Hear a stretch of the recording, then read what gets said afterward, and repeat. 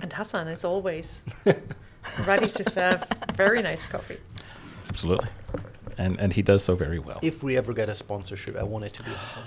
Oh, that's a brilliant That's a good idea. We should talk to, what is it?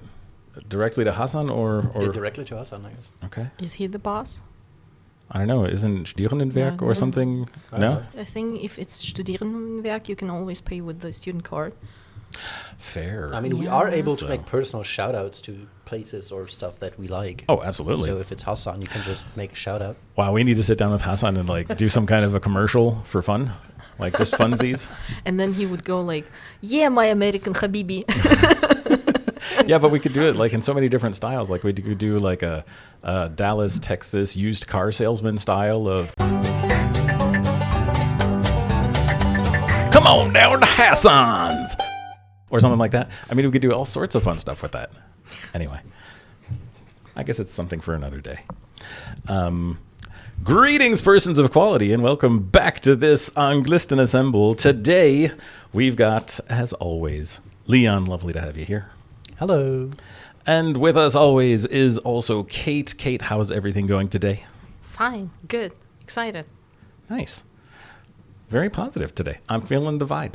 All right, and a very special guest here today is Ellen Grünkemeier, who is one of our 4 professors in the British and American Studies Department. Ellen, hi, how are you today? Hi, I'm fine. I'm also quite excited to be here and with you. Glad to have you. Thank you for being so generous with your time. We're going to kind of do a couple of things here today. The first thing is something that 2 other people I guarantee have survived, which is a lightning round of, dare I say, personal questions.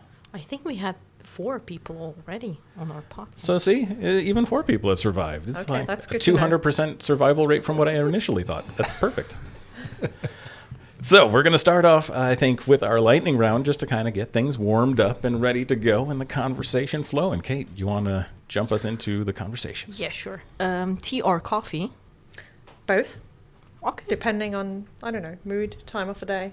A special kind of coffee, or like, how do you take your coffee? I guess I'd go for cappuccino. Mm-hmm. Ask Hassan. He knows your order. Exactly. Cool. Yeah. Then the next question would be favorite comfort food. Favorite comfort food, chakchuka. Oh, you're going to have to help me out. It's one of these dishes where you actually put everything into one pot, and that's red pointed peppers and chard. Is that it? Mangold, the vegetable, and okay. You can add an egg if you want to, tomatoes. So yeah, it's a very lovely dish. Okay. So are we going for the vegetarian / ovo-lacto version, or just any version at all? Any version is fine. Nice. All right. Do you have a favorite? And I'm going to preface one of many favorite books. So one of your favorites. I'm sure there's more than one, but That's probably one of the toughest questions you can ask a person in literary studies. One of my most recent discoveries is Claire Keegan, an Irish writer, and I can strongly recommend her texts, her books, because I mean they are sort of in the midst between a long short story and a novella, so it's very hard to specify what exactly her books are, but they are great. okay. Is there any specific kind of generic, I don't know, theme that we can follow there, or just lots of different styles? Different topics that she writes about, all of them to do with Irish culture, Irish history, but yeah, but very accessible and very interesting. Okay. Cool. Do you have favorite movie? But again, one of your favorites, because I guess it's also hard to decide. One of my favorite movies, one of the ones that I enjoyed also most watching in the cinema was 8 Mountains, if I'm not mistaken, Belgian, Italian, French co-production, and I just loved the film. It's a beautiful images of these mountains, and yeah, And I guess what I also enjoy about this is that it's so unrelated to British cinema and to work. So I really just get to sit down in the cinema and enjoy the film. Okay. Cool. Maybe related to the book and movie question, do you have a favorite fictional character? Good question. Next one. Exactly. Or I would probably go for Shakespeare's fictional sister Judith from Virginia Woolf's A Room of One's Own. Imagine there was somebody like Judith, Shakespeare's sister. Okay. So we're just going to leave it at that, or is there a particular reason why this character is so appealing? What I find so appealing, I guess, is to do with the fact that this question of what if Shakespeare had a sister? And then, I mean, what if she was called Judith? Of all the possible names, why? So, and her husband Polyphemus or something like this. Mm-hmm. Okay. Mm-hmm. Fascinating. Yeah, there's lots of good what if questions out there, and why not a sister for Shakespeare? Mm-hmm. Already there with you. Moving right along, we're actually lightning this lightning round. This is amazing. I don't think we've ever been as disciplined as this before. So kudos to you. Do you have a favorite slang term that you use or that you just like to hear? Mm-hmm. You can curse. I think one of the terms that I like to hear is bollocks. Because it's so telling, and there's no equivalent to this in German. So bollocks. That's good. Yeah. I love it. I mean, even Americans, if someone were to run around to say balls, nobody's. It doesn't have the same effect. It doesn't have the same regionalism. It really is very specific, isn't it? It's very special, isn't it? Mm-hmm. Okay, should we move on with the next question? What Oxford comma, yay or nay? Yes, please. Okay. That was fast. Well, I mean, we had very diplomatic answers, saying that where it's needed, then yes, but you went straight forward. Yes, please. All right, we'll box all the commas in Oxford and send them your way. So, if you could live in any literary world, movie, book, whatever, which one would it be? That's also tough. I think I would go for Dickensian London, just to go and look at it, smell it. But I definitely need to be sure that I can go back anytime I want to. So, yeah. On the very spur of the moment, I just have to be back in Bielefeld 2024. Please.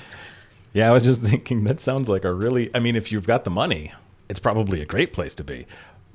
But even there, medicine and this is probably not the best. I think the point of being able to get back is so important because a lot of like time travel fantasies, people are like, I want to see ancient Egypt. You don't want to be stuck there at all. You don't want to be there for a prolonged period of time ever. No, fair.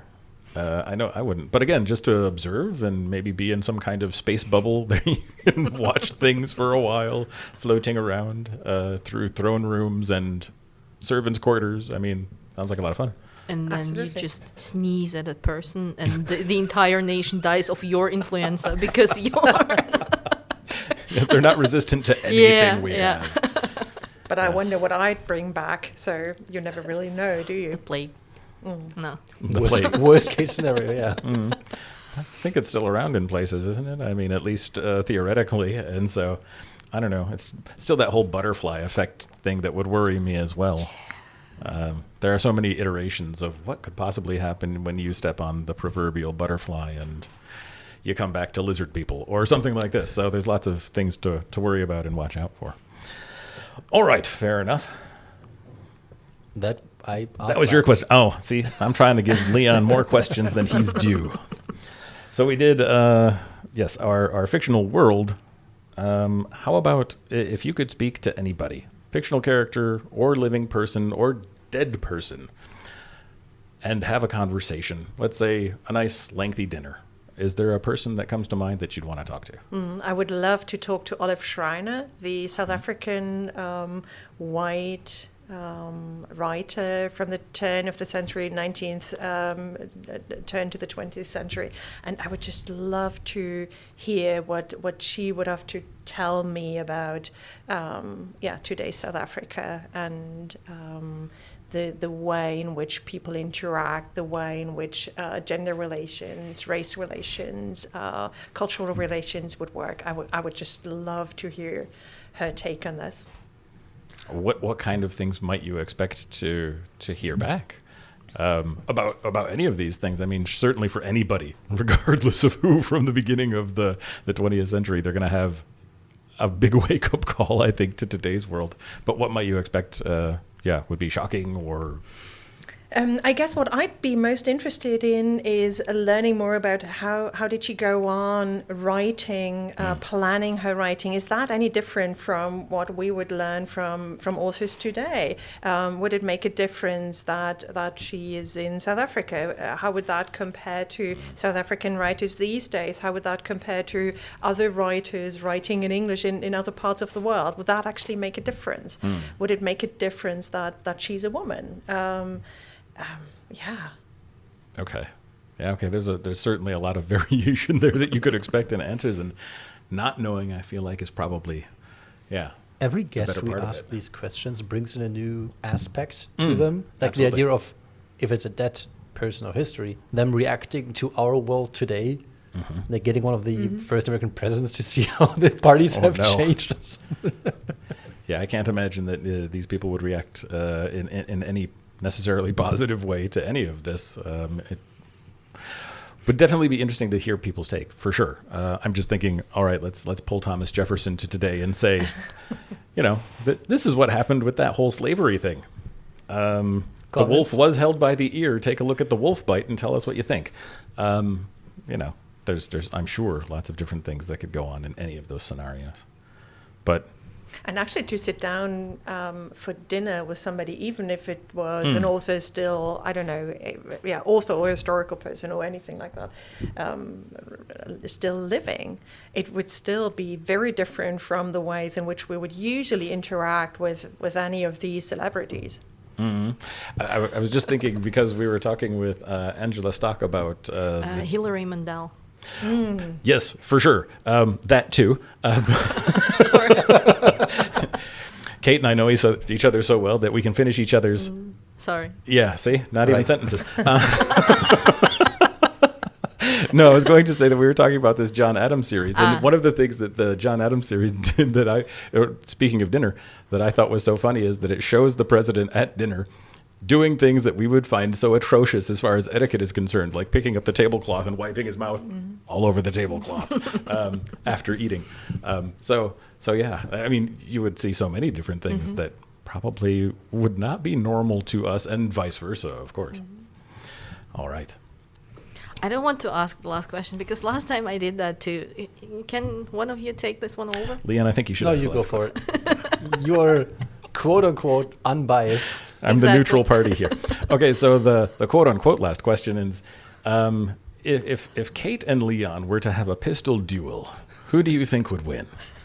The person dressed in white, of course.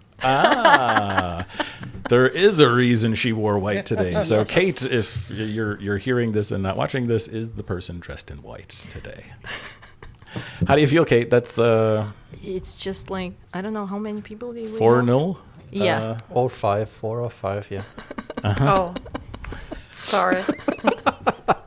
And best is everyone gives a different explanation.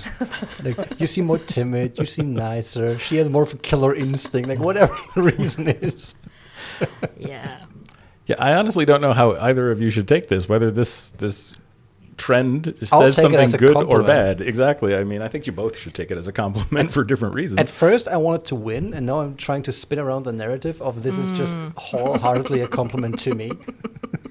That's right. You're a humanitarian, and we respect that. And Kate is a killer. Is a serial killer, apparently. I think. Yeah, that's fine. I mean, if I have to succeed in academia by shooting someone, okay, whatever. Might as well be Leon, I guess. You wouldn't be the first one, I understand. Probably you're joining a long line of killers in academia. And a long training in the English drama group, so you're actually you'd be a very good killer, I guess. And a good liar too. Oh? Yeah. Okay, I mean, so with acting. the acting, of course. Brilliant. Fair. Whatever we need as an excuse, yeah. Yeah. Okay, so I'm going to try and move the question away from Leon's hurt pride and move into a question that is not on our list typically, but I thought it was a really interesting addition to our last conversation. And Angela was asking us about YouTube videos, and I thought this is an interesting direction to go. But I don't want to just limit it to YouTube videos. I want to ask, do you have any guilty pleasures? Now, I don't mean in any absurd way, but really like the things that you consume as far as literature, media. It could be YouTube, it could be TikTok. I don't know what it is that you might find quote unquote guilty. But is there anything that you would be ashamed of being caught watching in, I don't know, certain academic circles? Okay, I was about to say chocolate, but I wouldn't be caught looking at chocolate. If you're watching chocolate, that might also be weird. Exactly. No, not really, because I don't really get that YouTube hype. I don't know. It doesn't speak to me. Same. I mean, I do enjoy watching TV series and popular culture, and depending on the academic circles that you're in, people might already find that a guilty pleasure. But I'm fine about it. No shame at all. No, That's good. Do you have an example for us that in certain academic circles would be looked down? Anything to do with TV series, like I don't know, Criminal Record, Broadchurch. So these whoddunit sort of takes that I enjoy very much. But they there are circles that would not find that pleasurable and appropriate for an academic conversation, let alone a publication. So sure. Okay. I'm just going to throw in things, because we haven't really discussed this either in any other episodes, like what we consider our own guilty kinds of pleasures as far as media is concerned. I'm just going to go ahead and throw out one that I mean, I don't know if I'm ashamed of this, but there are certain martial sports that I find, for whatever reason, fascinating. And I've caught myself watching this Ultimate Fighters Challenge MMA kind of stuff. They actually have a reality show before every one of these live pay-per-view events. And it's like 6 to 8, or I don't know, there's a certain number of people who are contending and fighting against one another in order to be able to compete in the actual event that is televised for pay TV. And so you're watching a reality show of men literally beating each other bloody in the diamond, or the octagon rather. And for some reason I find this so appealing. It's so far away from my normal everyday life, I think, that it's like, I wish I could do this, kind of, but not really. But certainly I'll watch other people do it. And it kind of takes the stain away from me, and I can project that onto someone else. So I'm going to out myself as a Ultimate Fighting Championship reality TV show watcher right here, live on the podcast. I mean, I wanted to say video games at first, because some of them might be able to count as a guilty pleasure. Okay. But I caught myself not being able to distance university from certain games. So when I played certain games, I start analyzing certain aspects. How is this framed? How is this character behaving? How is this, if it's an historical game, historically accurate? How does it fit in? I can't replay certain games. I can't replay Assassin's Creed 3 because it plays in the Civil War or like the Revolutionary War in America, and I just try to comprehend why certain characters would behave certain ways and if this is accurate. So I would have to go back to YouTube, I guess, which we talked about last episode. Sure. But even then, I think mostly YouTube, and then just like, as we mentioned last time, like parkour videos and sports, which I try to roughly imitate and do. And hopefully don't hurt yourself along the way Well, too much. yeah, too much, yeah. Okay. Fair enough. Okay, I really had to think hard about this one because I thought, like, I stand to everything that I do and I don't care. But there is certain things that people probably would consider as bad taste, maybe. But I don't care because it's funny. Every movie that Adam Sandler has ever done, and most of them I've seen, and I love me some slapstick comedy, and I also love some rom-coms. So yeah, that is my guilty pleasure. I do think Adam Sandler movies are the truest of guilty pleasures we have talked about up to this point. That is definitely something you should be ashamed of. I mean, at least part of my PhD was about 50 First Dates, which is also an Adam Sandler movie. So I can't speak to the guilty part of that, but certainly the familiarity, and certainly some particular actors and how they act in almost every single Adam Sandler movie is problematic from a political standpoint. So Rob Schneider is the character actor I'm thinking of, who plays people from every ethnicity, regardless of how appropriate that is. And it's a different ethnicity every single movie. I didn't know that. That's And he has such a fun accent when they synchronize him in German. Oh, no. That's like, I can't that's even another imagine. level. Yeah. So it's like careful racism in the U.S. version, and then it's like just straight up racism in the German version, or what are we talking about? Partly, but because it's Adam Sandler, no one taking it seriously. So yeah. synchronization is just great because Germany tries so hard to have good synchronization. But on the other hand, like if you have people from America with different accents, then they try to translate that to German, and most of them come just like from Bavaria or Austria or something. I was going to say, I'd love to hear Eddie Murphy doing a Schwäbisch accent or something like that to try and figure out something that's different from the standard. Okay, fair enough. Yeah, I don't know.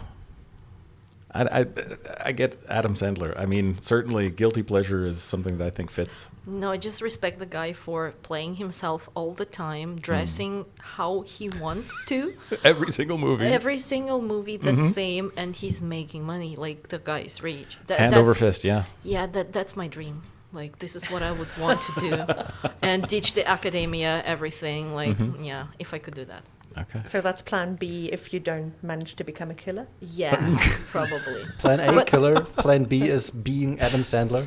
But I think I wouldn't be a successful killer because I like most of the people in our department, and I would love to work here at some point. So it's like, it would be hard to kill. It would be hard to pull the trigger. Just slipping that in there.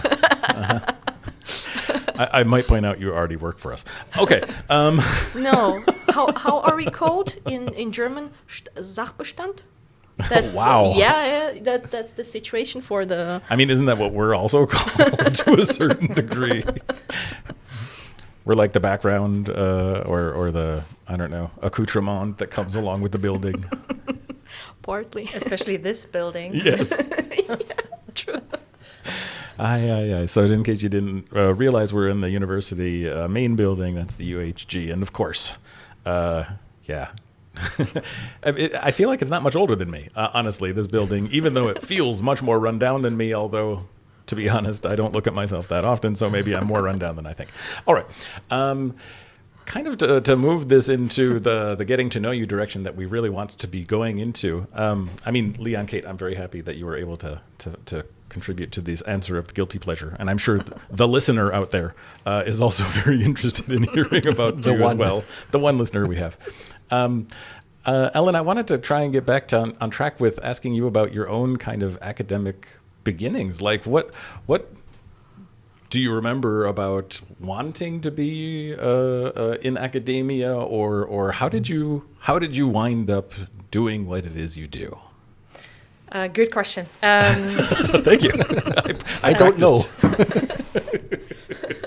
Well, I was doing my studies initially to become a teacher, actually, for German and English secondary schools Gymnasium Gesamtschule at Dortmund University. What is Kata's We always bated do breath? the Gymnasium, the Gesamtschule, if we use the German Oh, word. right. We should say the Gymnasium and Yeah. the Gesamtschule. Yeah, we always try to add this article in front of German words. Okay.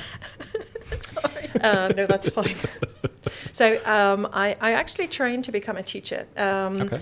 And I was very certain towards the end of my studies that I would not go back to school straight away because I felt that, I don't know, there was still so much to do, so much to see. So I signed up for going to the US for a 2-year program, taking an MA degree in German studies, and actually teaching German as a foreign language to US American students. Okay. And then it turned out differently because one of the professors, the professor with whom I wrote my final thesis, Staatsarbeit as it was back then, he asked me whether I could imagine joining the department as a research assistant and lecturer afterwards, pursuing a PhD. And I could not quite make anything out of this because it never occurred to me that this might be something for me. And so I gave it some thought, and eventually I said, yes, I could indeed picture myself doing something like that because it would entail so much of what I enjoy, what I love to do. And so that's why I finished my state exam. I did not go to the US. And I stayed on at Dortmund University, actually pursuing a PhD. I did not have a project at the beginning. So I started teaching there a class that I had not taken myself as a student, and that was English-speaking cultures around the world. And one of the regions that I was supposed to cover, and it was one of these seminars that was actually taught in parallel courses by, I don't know, 5, 6 different lecturers. So I was not very free in choosing what to teach and so on and so forth. So I felt, well, in order to be able to teach anything on South Africa, I really have to do a lot of reading over the term break in order to make sure that I'm well equipped to teach this.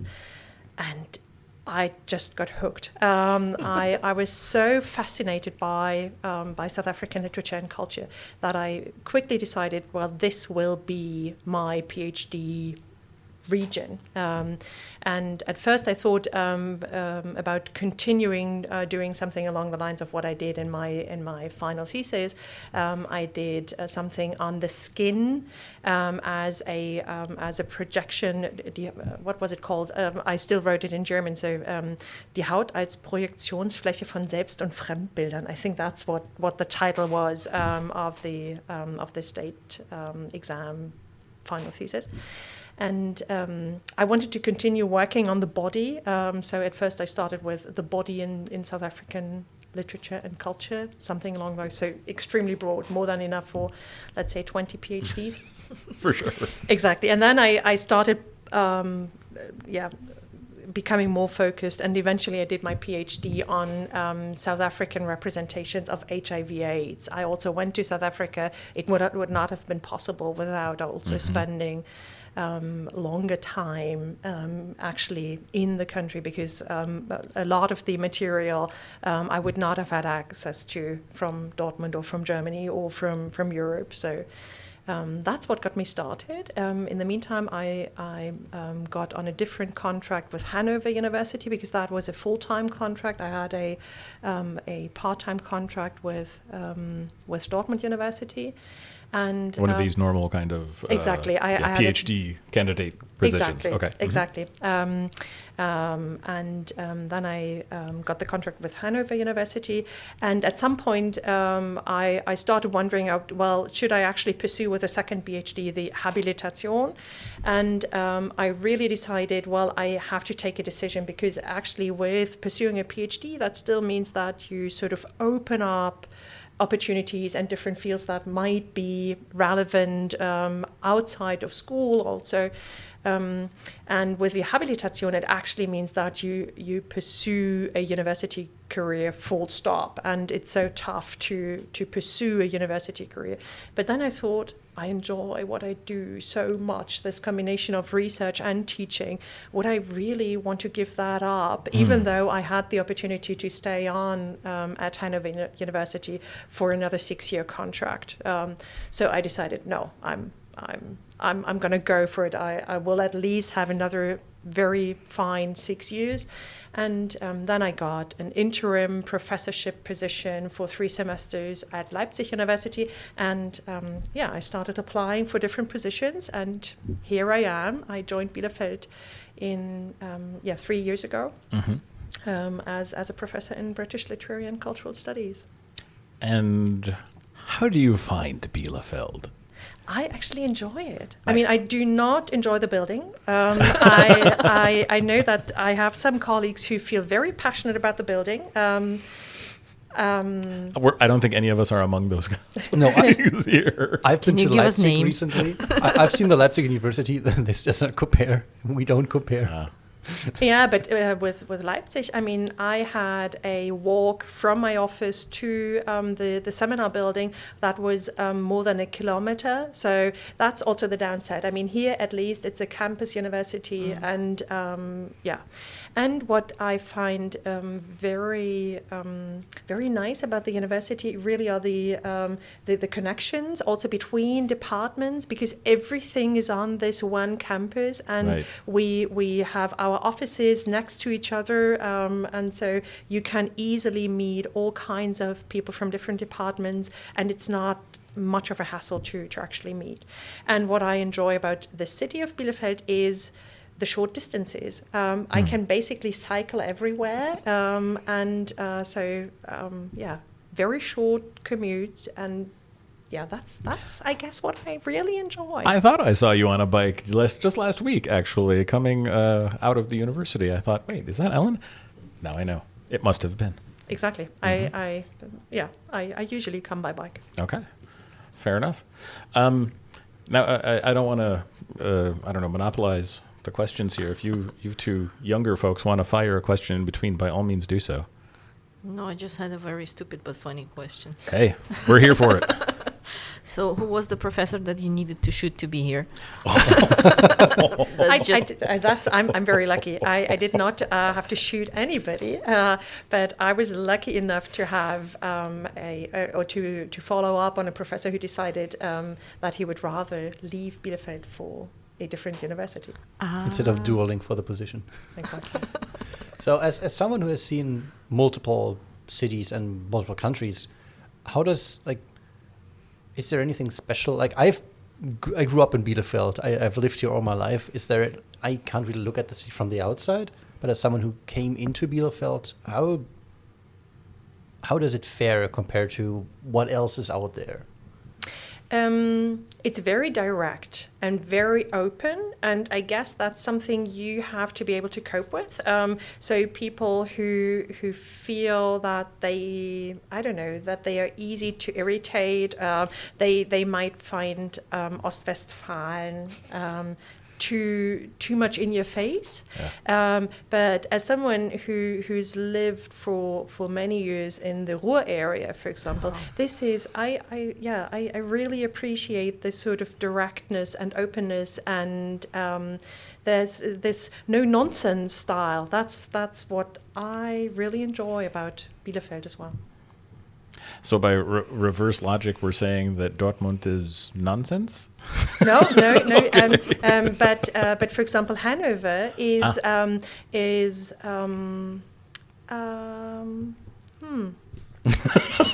can I put this? I'm sorry, I didn't mean to back you into a corner here. It's more sugar-coaty. Exactly, and they feel so proud of being the Landeshauptstadt. So that sort of that it's so much more facade. It's so much more, I don't know, bourgeois. Mm-hmm. Yeah. Okay. Yeah, I think most people I know that grew up here are like, we know what Bielefeld is.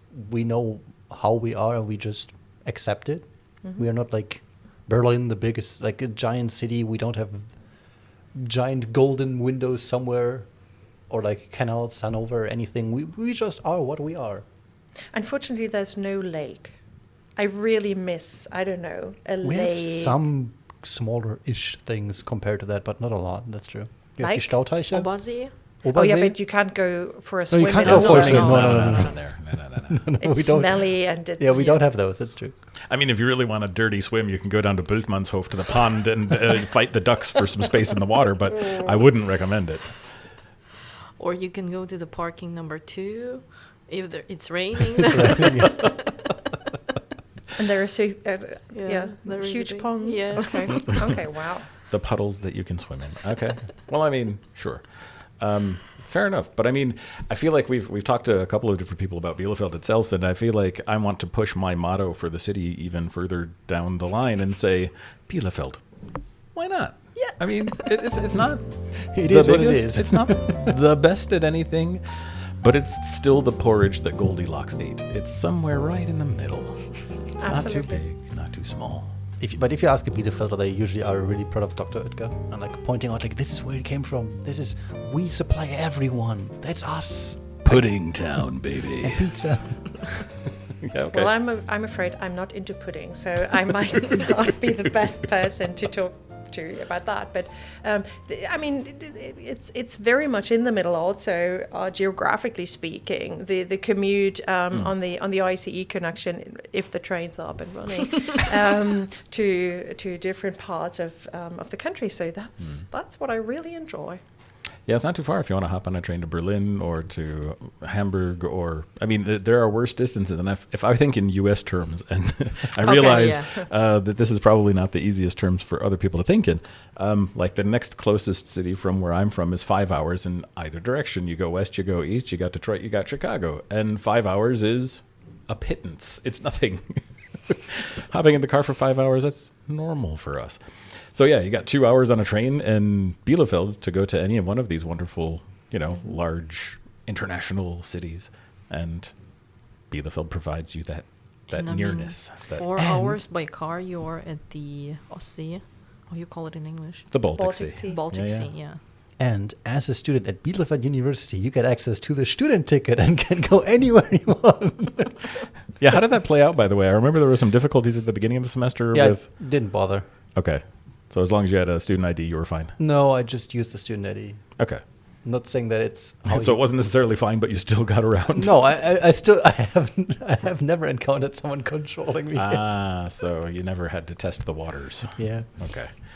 Anyway, so I had some follow-up questions as it regarded your PhD topic, but also the Habil topic, and so the research interests that you have. And at the same time, I kind of wanted to go back in time and say, your 10-year-old self, had this 10-year-old self looked into the future for, the career that you ended up pursuing, how do you think you would have reacted at 10 She years would old? not have believed it. Really? Yeah. Okay. I mean, that's a nice Yeah. reaction to have. Yeah, but no, 10-year-old Ellen would have said, really? So like really cool or really no way? All of it. Uh-huh.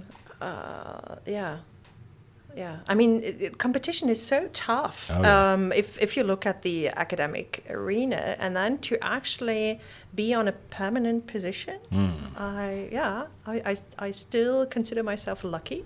So, no, 10-year-old me would have looked at me like, really? Wow. We made it. Well, yeah. Well, 10-year-old is a pretty deep voice there. Oh, depends on the 10-year-old. Let's be real here. Okay. And so then following up to the PhD topic. So, I mean, HIV/AIDS and representations, you said, in literature, anything in particular? In South African texts. So Okay. there's so little material actually from South Africa up until today on representations of HIV/AIDS because it's such a huge taboo topic that I looked at all of the material that I could find at that time. So it was, a handful of novels, some short stories and poems, poems, some murals, some cartoons, some short films. So yeah, that's the kind of material I looked at, and large parts of that material were only accessible to me because I went to Cape Town. Okay. And if we're talking about, so you're saying short films, I'm trying to imagine what kind of primary sources you were using. Are these like short films in the sense of, I don't know, the kinds of film that you might see submitted for an Oscar somewhere? Are we talking about like informational material or? No, they were narrative films, Okay. but usually independent productions. Okay. Yeah. And some of them really just like 2 or 3 minute, extremely short films, and yeah. Wow. Okay. Fascinating. I mean, I always find at least the discussions about the early portions of history of recognizing this particular disease fascinating. I mean, I don't know. Are you familiar with the term grids? Mm-hmm. No. Yeah. Okay. I imagine younger people wouldn't be, but the initial name for this disease was gay-related immunodeficiency syndrome. Yeah. So GRID, rather than AIDS, was how it was, at least in the U.S. literature, how it was discussed. And so automatically we had this stamp on a whole disease that has to do with, especially at the time, so we're talking about the late 70s, early 80s kind of deal, this very taboo topic. So this is, I think, at least in part, and correct me if I'm wrong, why the HIV/AIDS discussion from a very early time and continually even to today, I think, somehow related to the LGBTQIA plus community, if you so will. But the difference for sub-Saharan Africa is that it's not associated with homosexuality. The portions of women, for example, so black women run the highest risk of being HIV positive in sub-Saharan Africa. So a lot of these ideas that are relevant for Europe and for North America would not hold true for sub-Saharan Africa. And that was part of what I found so interesting and intriguing about it, because we try to deal with HIV/AIDS as if it's the one HIV/AIDS, and yet what we actually look at are different epidemics taking different regional forms. Wow. Okay. Very specific research. I mean, it sounds fascinating, and so getting into the weeds. We're probably going to have our own podcast just to talk about that, I think, would be the bottom line. Or read the book. Or read the book. Buy the book. What's the title of the book, so that everybody who works for a library who wants to order it for their library collection can order it? The title of the book is Breaking the Silence: South African Representations of HIV/AIDS. Okay. So that leads me to the next question, which is the Habil topic. Is it's still in the same kind of region, or did you go off in a different direction? That's to do with the pragmatics of how German academic careers work. In British studies, that's still a very, shall I put it, as conventional way of doing things. So for first of all, to do a habilitation in the first place is a conventional way of doing it. So writing a second book, and then the idea that that you ought to pursue is that if someone like myself who did a PhD outside of Great Britain is then supposed to do something which translates as core Anglistic, so can Anglistic. So it had to do with Great Britain, rather than Southern Africa or, I don't know, New Zealand, Australia, Canada. All of that would have been out of the question because I would definitely be unemployed. And the same is true for the centuries. So I worked on late 20th, early 21st century for the PhD, so it was clear that I should actually change centuries. I'm not into the 18th century, so I went for the 19th century. I could have gone for Shakespeare or the like. But I went to look at working class cultures in northern England in the 19th century. Okay. So this explains the Dickens kick as far as the world is concerned. Fair enough. But not London, then you went northern England. Okay. Exactly. Northern England, Manchester, yeah. So let's get as industrial as possible, shall we? Okay. Exactly, these industrial places. Nice. Okay. I was looking for a topic, despite all of the pragmatics, I was sure, I mean, I would be working again for another couple of years on that topic, and I wanted to make sure that it actually is something that I care about, rather than just going for the pragmatics. Yeah. I think that's probably not the easiest thing in the world to do and get signed off on. With the habilitation, that you also need supervisors who are more or less going to somehow guide you in this process, or is this more of an independent sort of thing? Exactly. The idea is that it's more independent. Of course, it's as dependent on colleagues and feedback and communication as with any other research that we do. It's I mean, it's always lonely in the sense of I sit down at home at my desk writing this or that or whatever, but it's never lonely because you talk to others about it. You share I don't know, your ideas, your writings, and you engage in that sort of academic conversation and academic debate at best. Right. Well, colloquia and conferences and different kinds of talks, I'm sure, that also come into the equation somewhere. Exactly, and also on an informal level. So to actually talk to colleagues, potentially colleagues as friends eventually. So to actually start sharing these ideas. Okay. This is all just great input for me. I just try to soak in and remember as much as possible. We're recording it just so that in case you need it for posterity, you can always listen again. I promise we won't hide it from you. My dream for the last over 10 years has been to at some point join academia and join a university. And so every time a lecturer mentions their way into this, I'm like, okay, I have to pay attention, take notes. I guess you will have to shoot me first. Oh, and also it sounds like pay homage to the gods of serendipity, because it sounds like a lot of us have a lot of luck in some ways, shape, or form. Not that we're not worthy of the luck that we receive. It's all preparation as well. But it's not the easiest nut to crack, if we want to put it in those terms. The biggest feedback I've gotten to this far at this point is a lot of luck, and it's very difficult, and you shouldn't try it. And it's like, great, that's definitely what I wanted to hear.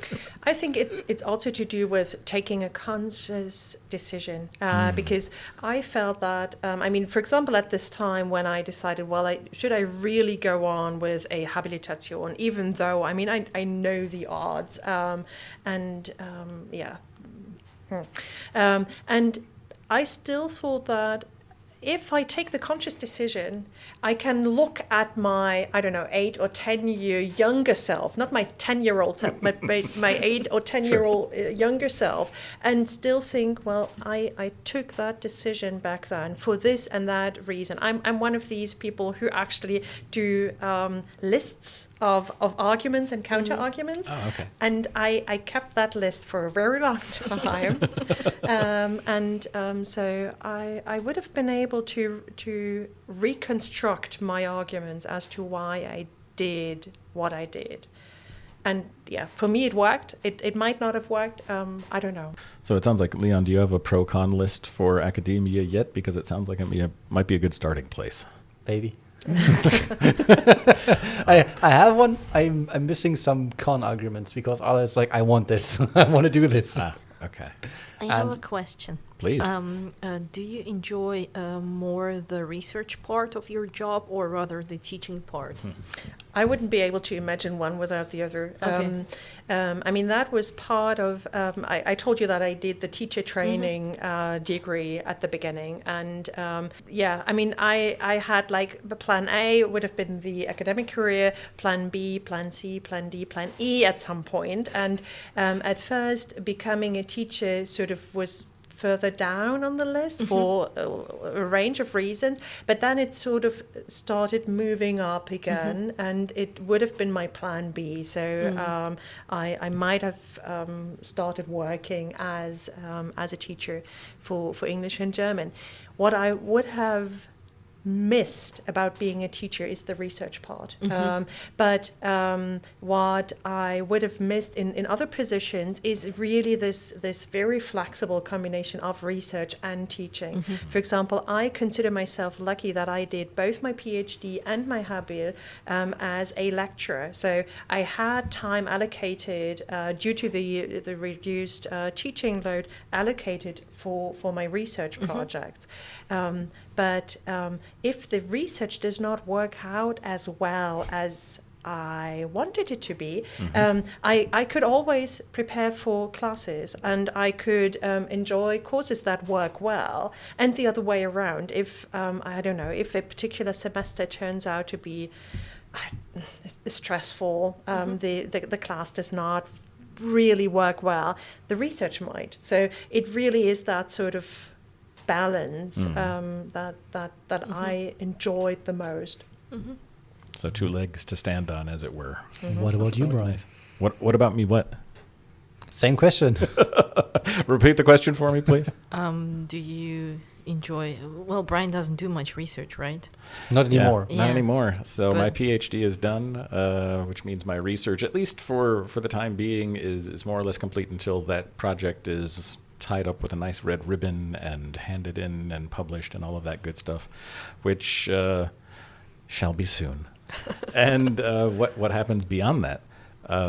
It's a different kind of research. So, I mean, researching for classes is another kind of research that we do. And just following your own interests and writing articles that might also follow your own interest.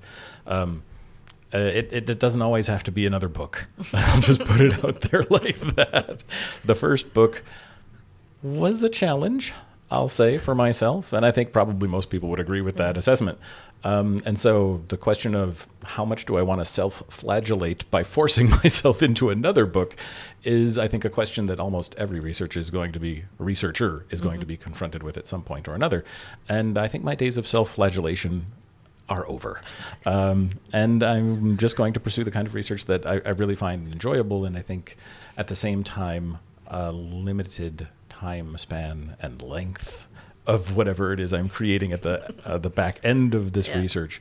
I'll never say never, but I'm certainly there's no pot of gold at the end of that rainbow for me. If I were to do a habilitation, I've been assured that I'm much too old to pursue something like professorship because I got on the train too late for German standards, which honestly doesn't bother me. I mean, Ellen, really no offense. I look at the position of the professor in Germany and I think, well, it's very managerial.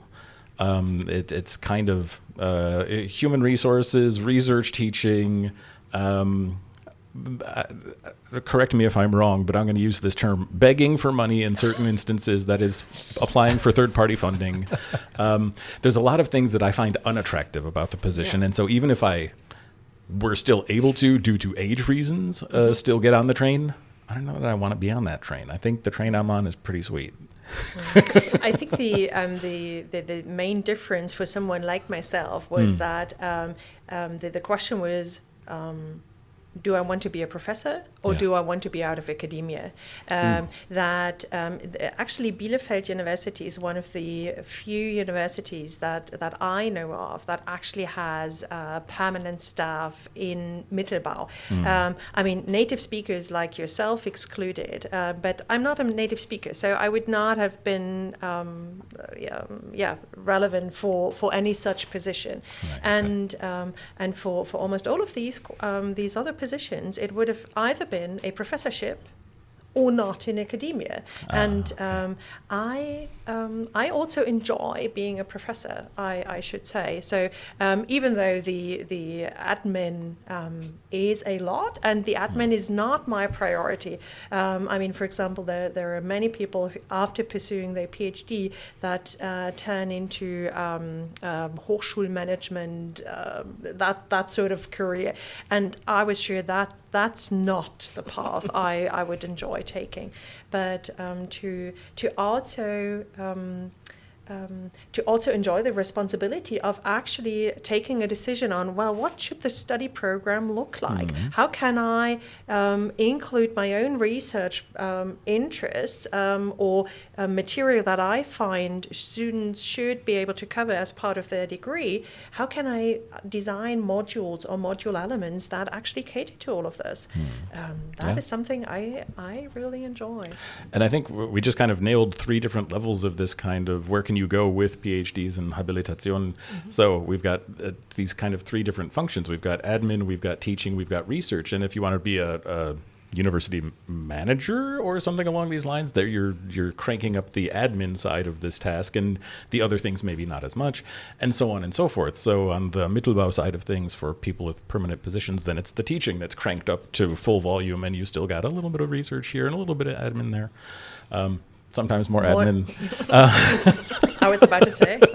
Certainly in my case, more admin than research these days. But I don't think that's the case for everybody all the time.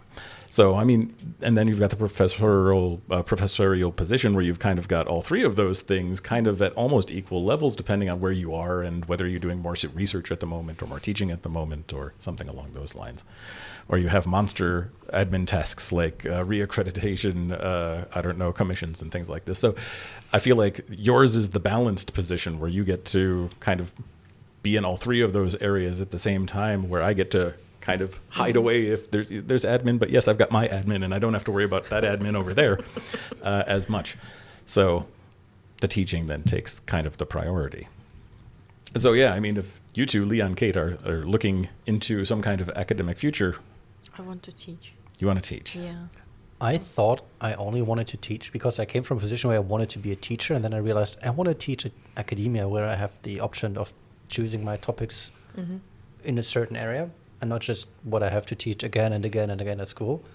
And I thought, research, I don't want to do that at all. And then I started researching for papers, and I realized I love this so much. Which is why all my papers take ages, because I put in way too much effort for every single paper, where I have like thousands of pages read for a 3,000 word paper. And I love it so much. I'm like, I want to do this more. I don't want to just teach. I want to research stuff. Sure. So now I'm like, maybe that whole research segment of working at university isn't too bad and might be even almost more interesting than focusing on teaching a class that might be repetitive at some point. Research is very rewarding. It's very frustrating, and it's very rewarding. What I find frustrating is not being able to include what I've researched into something. So having like a word limit or something. Like Brian knows this. I have written a paper for him at 6,000 words, and I have written 30,000 words of just notes on different things. I've watched countless of movies, read 4 or 5 books, complete books on this one topic, and I get to use like 3 paragraphs per book or something. I'm like, no, why?